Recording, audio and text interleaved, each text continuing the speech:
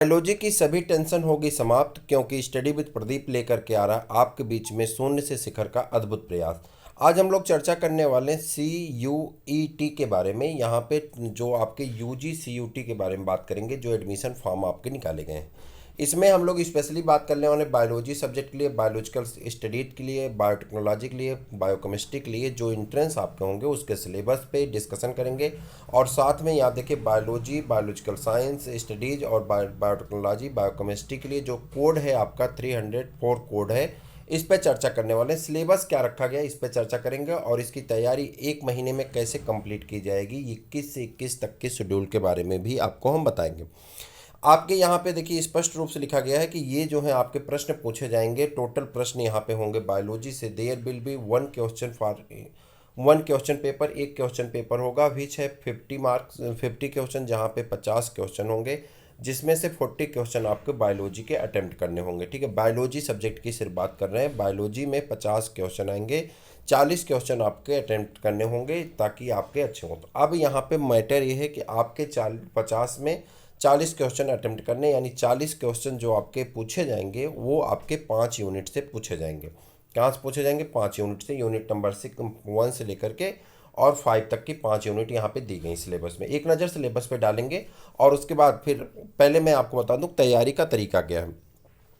यहाँ पे तैयारी के लिए हम दो तरीके अपनाने चल रहे हैं। पहला तरीका है आपका कि हम लोग इस तैयारी के लिए सबसे पहले NCERT पॉइंट्स करेंगे। NCERT चूँकि पूरा सिलेबस अगर आप देखेंगे तो NCERT में इंक्लूडेड है। NCERT पॉइंट्स करने वाले, जिसमें NCERT पॉइंट्स में NCERT के इंपॉर्टेंट क्वेश्चन पेपर भी हैं, इंपॉर्टेंट पॉइंट्स भी हैं।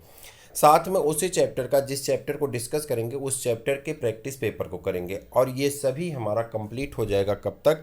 तो ये सभी हमारा 15 मई तक आपका कंप्लीट हो जाएगा। अब बचा 5 दिन में आप क्या करेंगे, चूंकि 20 को क्लास बंद हो जाएगी तो 20 तक हमको क्या करना है, तो 20 तक हमको 5 दिन जो है आपको डेली 100 क्वेश्चन का प्रैक्टिस पेपर करना है। ये 100 क्वेश्चन का प्रैक्टिस पेपर आपको दिया जाएगा डेली, और साथ में एक मैराथन इस बीच में, मतलब हर दूसरे दिन एक मैराथन। तो टोटल आपको 3 मैराथन दी जाएंगी, 3 से 4 मैराथन दी जाएंगे, जिसमें 500 प्रश्न होंगे। यानी टोटल 1500 प्रश्न अलग से, 500 प्रश्न यहाँ से, 15 5 2000 क्वेश्चन, और चैप्टर वाइज क्वेश्चन आपके हुए रहेंगे। और मैं भरोसे से कह सकता हूँ कि इसमें से 40 क्वेश्चन आपके बड़े आराम से मिल जाएंगे, जिसमें आपको कुछ भी करने की आवश्यकता नहीं है। सारे वीडियोस, सारे PDF आपके लिए फ्री हैं। बस आपको चैनल को सब्सक्राइब करना, अपने मित्रों तक शेयर करना, अपने ग्रुप में इस बात को पहुंचा देनी। बायोलॉजी की एक भी टेंशन आपके पास नहीं रहेगी। बायोलॉजी के लिए आप निश्चिंत हो जाए। आपकी क्लास ट्यूसडे से मिलना स्टार्ट हो जाएगी। आज आपको सिलेबस डिस्कशन हो रहा है। आज हो सकता है कि चैप्टर 1 के आपकी NCERT पॉइंट्स भी दे दिए जाए, लेकिन ट्यूसडे से कंटिन्यू आपकी क्लास मिलना स्टार्ट हो जाएगी। इस बात से आप निश्चिंत हो जाएं। ठीक है, तो ये है आपका पूरा पैटर्न। अब आप सिलेबस पे एक नज़र डाल लेते हैं क्या क्या पढ़ना है। रिप्रोडक्शन इन ऑर्गेनिज्म पूरा पढ़ना है। ठीक है, यहाँ पे रिप्रोडक्शन है, characteristic feature of the living organism for the continuation of species, mode of reproduction asexual and sexual. उसके बाद binary fission, multiple fission, sporulation, budding, gemmule formation, fragmentation, vegetative propagation etcetera आपको पढ़ना है। उसके बाद sexual reproduction in flowering plant में क्या पढ़ना, फ्लावर स्ट्रक्चर पढ़ना, development of male and female gamete पढ़ना, पॉलिनेशन और उसके टाइप को पढ़ना है, और ब्रीडिंग डिवाइस पढ़ना, पॉलन पिस्ट इंट्रैक्शन पढ़ना, डबल फर्टिलाइजेशन पढ़ना, पोस्ट फर्टिलाइजेशन इवेंट पढ़ना है, इसमें इंडोस्पर्म है, एम्ब्रियो है। और उसके बाद development of seed and fruit formation पढ़ना है, special mode of the apomixis पढ़ना है, पार्थिनोकार्पी पढ़ना, पॉलीएम्ब्रियनी पढ़ना, significance of seed and fruit formation पढ़ना है। ठीक, उसके बाद अगर आ जाए ह्यूमन की बात करते हैं। सारे सिलेबस देखिए, परीक्षा को पास करने का सबसे आसान तरीका होता है पहले आप पूरा सिलेबस आपको रटा होना चाहिए। क्योंकि मुझे याद है इसलिए मैं बहुत तेज़ी से बोल रहा हूँ, आपको भी याद हो जाएगा तो आप भी बहुत तेज़ी से बोल पाएंगे। तो यहाँ पे आपको सिलेबस पूरा रटा होना चाहिए। सिलेबस रटने का मतलब ये है कि इन द सेंस अगर हम कहें तो सिलेबस का याद हो जाना मतलब 40% क्वेश्चन आपका तैयार हो गया। जी सही समझ रहे हैं। अगर 40% क्वेश्चन आपका स्वतः तैयार हो जाता जब आपको सिलेबस याद हो जाए, क्योंकि तब आपको ये पता हो जाता कि हमको इतना ही पढ़ना है, इसके अलावा अवार्ड बवार्ड की चीज़ें नहीं पढ़नी, टाइम पास नहीं करना है, फालतू चीज़ों में समय वेस्ट नहीं करना है। तो ये चीज़ें जब आप अपने टाइम का यूटिलाइजेशन सीख जाते हैं तो आप बड़े आराम से किसी परीक्षा को पास कर जाते हैं। दूसरा यहाँ पर दिया गया देखिए, human reproduction, male and female reproductive system, microscopic and anatomy of the testis and ovary, gametogenesis, spermatogenesis, उसके बाद oogenesis, menstrual cycle, fertilisation, embryo development up to blastocyst formation, implantation, pregnancy, placenta, और उसके बाद आपका पार्चुएशन है, उसके बाद लैक्टेशन है, एलिमेंट्री आइडिया है इसकी। रिप्रोडक्शन हेल्थ, रिप्रोडक्टिव हेल्थ की बात कर लें तो यहाँ पे रिप्रोडक्टिव हेल्थ में need for reproduction health and prevention of the sexual transmitted disease, birth control, need of the method, contraceptive और कॉन्ट्रासेप्शन, उसके बाद MTP यानी medical termination of pregnancy, amniocentesis, infertility of the and associated reproductive technology, IVF, ZIFT, GIFT, elementary idea of the general awareness. मतलब इनके बारे में आपको elementary idea लेनी, बहुत ज़्यादा आपको नहीं पढ़ना है, मतलब बस जनरल नॉलेज आपके पास होना चाहिए।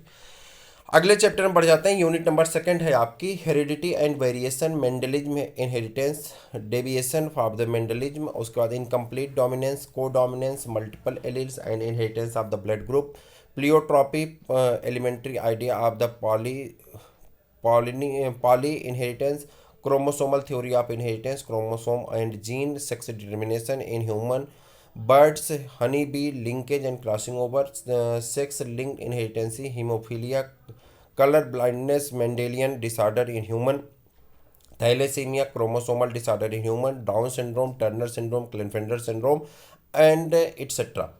उसके बाद नेक्स्ट चैप्टर जो आपका आ जाएगा मॉलिक्यूलर बेसिस ऑफ इनहेरिटेंस, इसमें आपको पढ़ना search of DNA the genetic material, और उसके बाद structure of DNA and RNA, DNA packaging, DNA replication, central dogma, transcription, उसका genetic code, translation, gene expression and the regulation, lac operon, उसके बाद genome of the human genome project, DNA fingerprinting. Evolution की बात करें तो origin of life, biological evolution and evidence of the biological evolution, palaeontology, comparative anatomy, embryology and the molecular evidence, down, उसके बाद Darwin's contribution, modern synthetic theory of evolution, mechanism of the evolution, variation and natural selection of with example, type of natural selection, gene flow and genetic drift, Hardy Weinberg principle, adaptive radiation, human evolution. और इसके बाद unit number 3 की अगर हम बात कर लें तो यहाँ पढ़ना health and disease, pathogens, parasite causing human disease, malaria, filaria, ascariasis, typhoid, pneumonia, common cold, amoebiasis, ringworm, उसके बाद basic concept of the immunology, vaccine, cancer, HIV, AIDS, adolescence, drugs and alcohol abuse. और उसके बाद पढ़ना है improvement of the food production, plant breeding, tissue culture, single cell protein, biofortification, apiculture and animal husbandry, microbes in human welfare in household food processing, industrial production, sewage treatment, energy generation and bio control agent and bio fertiliser, biotechnology and its application में principle and procedure of biotechnology, genetic engineering, recombinant DNA technology, application of biotechnology in health and agriculture, human insulin and vaccine production, उसके बाद gene therapy, genetically modified organism, BT crop, transgenic animal, bio safety issue, bio piracy and patent. Ecology and environment में organism and environment, habit and niche, उसके बाद आपका है habit and niche, population and ecological adaptation, population interaction, mutualism, competition, predation, parasitism, population attribute, growth, birth and death rate, age distribution.